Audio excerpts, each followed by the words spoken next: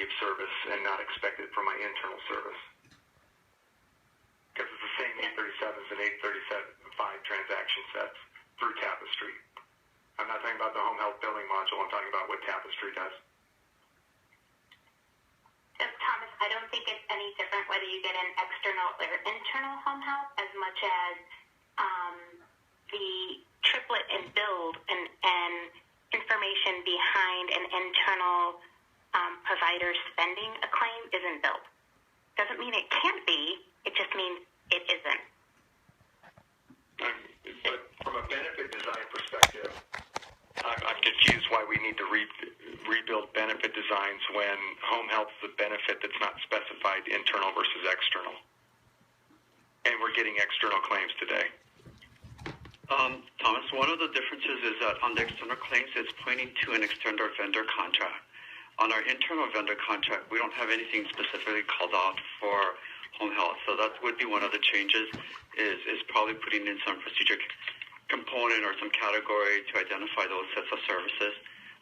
You're right, from the benefit standpoint, in terms of how it gets adjudicated, there's something probably in place, but things like the fees or the alloweds or those things that we would have to store on the Tapestry side to adjudicate the internal claims, that's the piece that we probably have to put back in.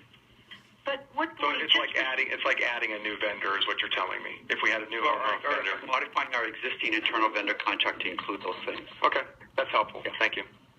But I think that from a Tapestry. Hey, Alfonso, sorry guys, would you folks mind if we turn on the recording just so that we can capture this good notes, especially now that we've confirmed that we're in agreement with scope and we're diving into the technical areas? I think it's worthwhile. I have no concerns with that. Yeah, I did already, Pascal. Thank you. Appreciate it. Thank you, everyone. Sorry for the interruption. And I was just thinking, this is Lisa Machado, whenever we add any new piece of business into the platform, we just need to walk through it from A to Z and make sure no impact, no impact, no impact. Oh, do we need to handle claims extend any differently? Do we need to handle our claim rules any differently? We just need to go through and make sure there's no impact. It doesn't have to take a long time to do that, but we should walk through the Tapestry AP platform and say, what should change given this new piece of business that we're going to process? Alfonso, real quick, now that we kind of delineated the difference between the two, the purpose of this call is what? Basically, the purpose, since we were talking of how we're going to do the full billing cycle for home health here with Tapestry, so we would like to get the direction of how we can do that one. So that's the purpose of understanding currently what we do.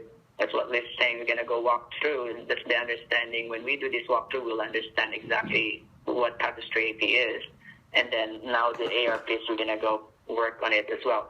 So not only probably the A to Z walkthrough with Tapestry, that will be including, I think, A to Z in terms of how we're going to do the end state of the full billing cycle. So I think we're going to have a couple of work sessions to hammer out the whole picture in terms of workflows. To make this one happen. So I think we also need to determine what we do today, what the home health agency does today. One of the main questions that we have here on the Epic side is whether or not we intend to send wrap claims through Tapestry, because that is something that's really unique to home health, and currently we don't have Epic customers doing that work, so we just want to verify that. I think the other piece is that the home health install right now is slated on a really short timeline.